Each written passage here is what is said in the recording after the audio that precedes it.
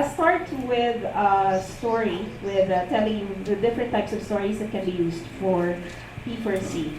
Well, in general, any story that is appropriate for kids can be used for P4C.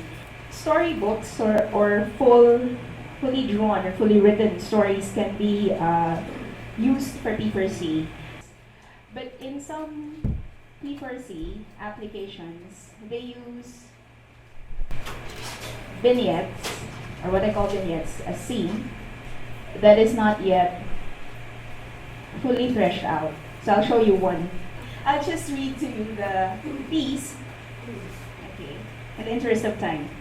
So the title is Elfie, and I'm sure the others are familiar with this. Elfie is being has been used and still continue to be used in applications of P4C, the Matthew Lipman way. It begins with, so ito lang yung text, no? So give it to the children. Elfie, that's the title. Today, Seth said, Elfie hardly ever talks. Maybe she's not for real. That just shows how wrong he can be. Maybe I don't talk too much, but I think all the time. I even think when I sleep. I don't have fancy dreams, I just think when I'm asleep about the same things I think about when I'm awake. Last night, I woke up in the middle of the night and I said to myself, Elfie, are you asleep? I touched my eyes and they were open, so I said, no, I'm not asleep. But that could be wrong. Maybe a person could sleep with her eyes open. Then I said to myself, at this moment, am I thinking? I really wonder. There it is. And I answered myself, dummy, if you can wonder, you must be thinking. And if you're thinking, then no matter what Seth says, you're for real. Okay, so you will notice that this kind of text does not establish perhaps the age of the speaker, the social class, even the gender. It doesn't talk about why they reached this point of discussion, what's going to happen next. Are the kids interested in each other? Are the kids irritated with each other? It doesn't answer those questions, unlike a full story. A full story establishes certain background information, establishes clearly the personality of the children, establishes a conflict, and tries to resolve it in the end, the way usual storybooks do. This excerpts, or perhaps I don't want to call it excerpt because you might think that there has to be a bigger text. Okay. I would just say this kind of piece or this piece can already be used in a P4C discussion. Okay, and well, we have very limited time, but I will just direct you to the uploaded videos of the discussion on Elfie. You can find it in YouTube. Just Google P4C Lipman BBC because it's a documentary done by BBC. There is a discussion among kids regarding this. And then, we also have wisdom stories, maybe more familiar to us as folk tales. In 2011, I think, there was a conference held here that celebrates wisdom stories from different countries from the region. And this is the one from Malaysia. Okay. So I'll read through it very briefly. I'll skip some lines. And then from here, I will show you one sample lesson plan that can be used for teaching P4C. It's one among the many. Okay, as you will find out this afternoon and tomorrow, there are many different implementations of P4C. The goals are the same, is to focus on thinking. Okay, it is not focusing on a way of thinking, reaching a certain goal, like most disciplines, subjects for us, no, tayo mga Pinoy, no, unlike subjects where you are asked to think in a particular way to get to a particular conclusion. So P4C, or philosophical inquiry with children, is usually done not with a specific product in mind or an output in mind. What is more important is the process of thinking. So you don't really know how you're going to end up. But that doesn't mean that you will not be preparing, because anything goes, as those who have been implementing P4C already knows. Okay, so let's go through this. A bundle of sticks. Once upon a time in a remote village lived a farmer with his family. Their livelihood besides farming depended on firewood gathering from the adjacent forest. It goes on and on. I'll just skip the lines. As days pass, the farmer gets weary and old. One day he fell ill and was not able to work for the field as he used to do. He had lots of children. 14, says there. Dami, no? So one day he fell ill and was not able to work. So there is less and less food available for his large family. One night as he lay on his bed, he called all his children to gather around him because there's something important to tell them regarding their future survival. Suffice to say, the children are not united. Okay, so he said he wanted to teach them a lesson on how they can continue maybe beyond his life. And so he said, okay, go to the forest and gather sticks because that's their livelihood. Panggatong. Okay, so they're supposed to gather firewood. So he said to gather sticks, and then when they came back, all 14 of them, what he did was tie them all together. Okay, all the sticks that they have gathered.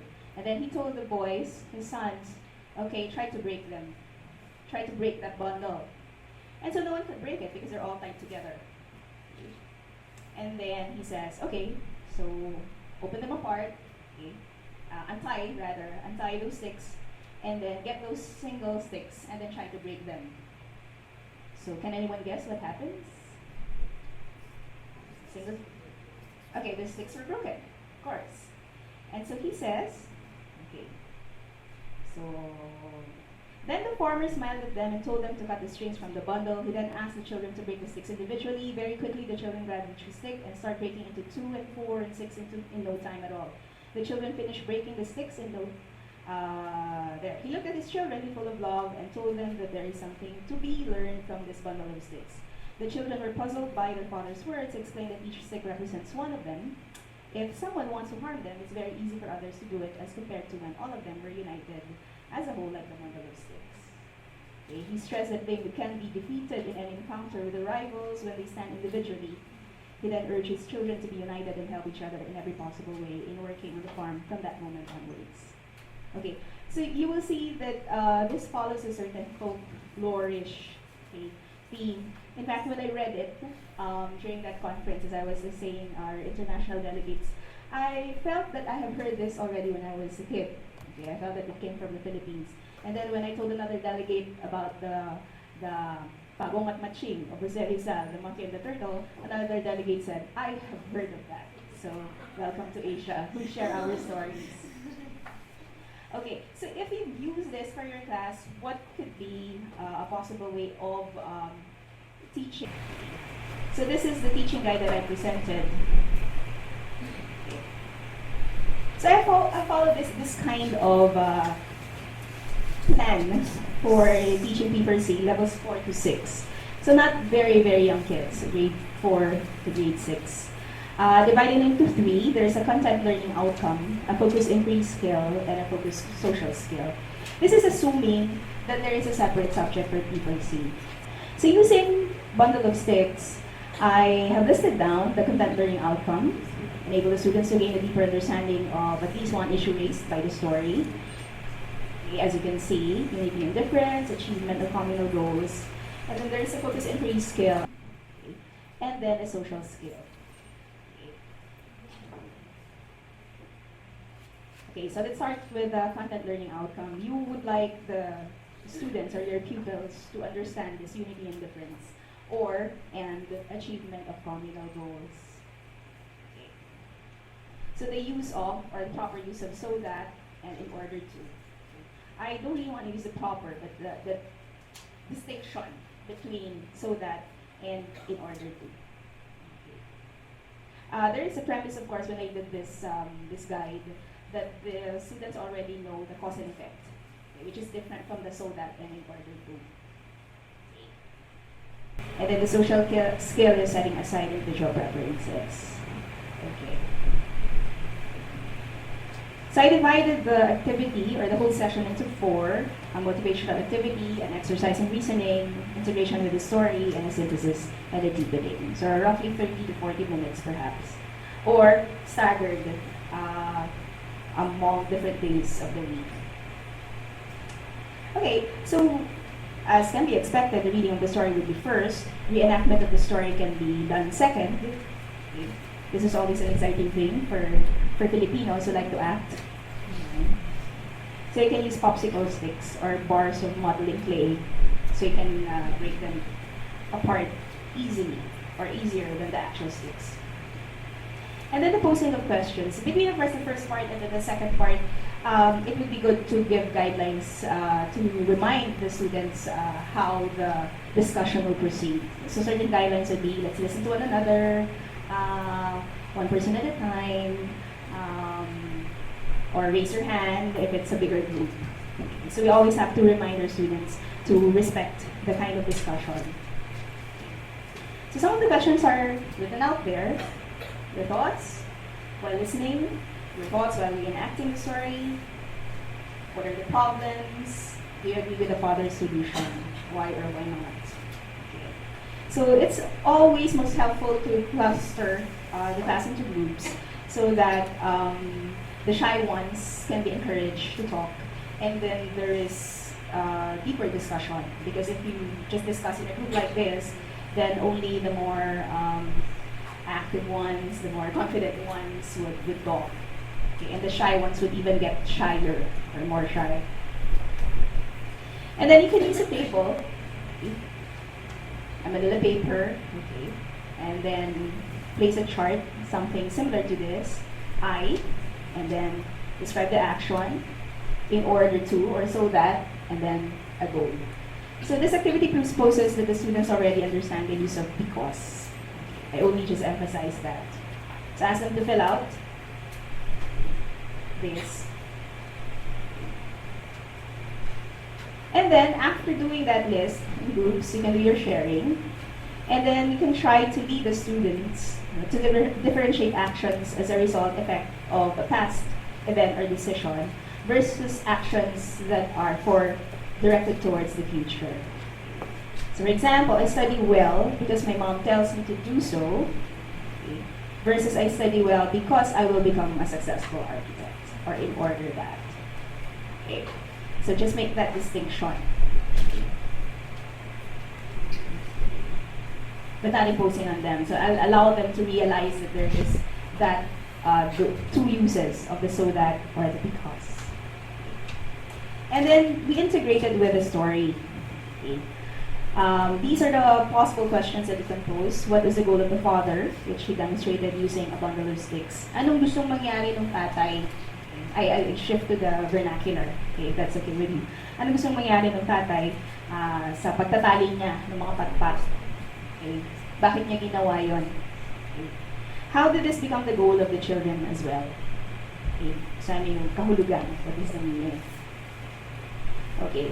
And then, using the same goals that were written down earlier, you can transform their answers to my goals, my parents' goals, and then write a check or an X if these are shared or not shared.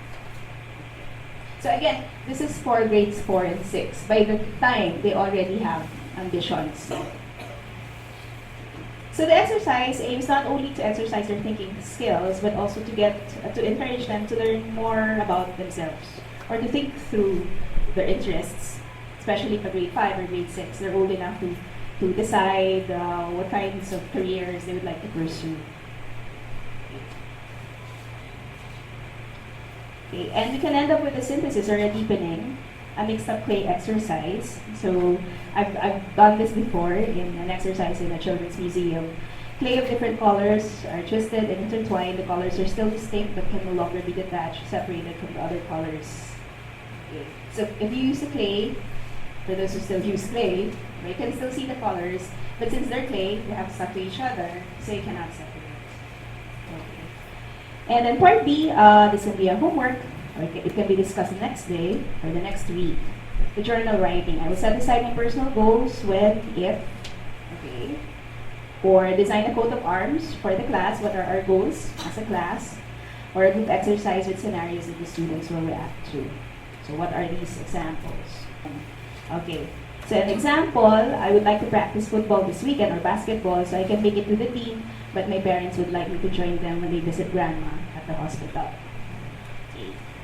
So I want to hang out with my friends and play video games so they won't think that I'm uncool, but my parents want me to take intensive tutorial sessions to help me overcome my learning disability. Okay, so they are more aware of these tensions. They don't need to resolve immediately. Okay. I want to buy a pair of fashionable shoes that all girls in my school are crazy about. So I won't be an oddball, but my parents want to buy a less expensive yet sturdier pair of shoes. Okay, so this shows to you the kinds of goals, okay, that the students have, and it will make them realize whether those are shared goals or just their own goals. Bakit? Why are we doing that? Because in the story, the father in the story emphasizes the communal goals, what's good for everyone and not just for one person. Okay, so there, that's just about it.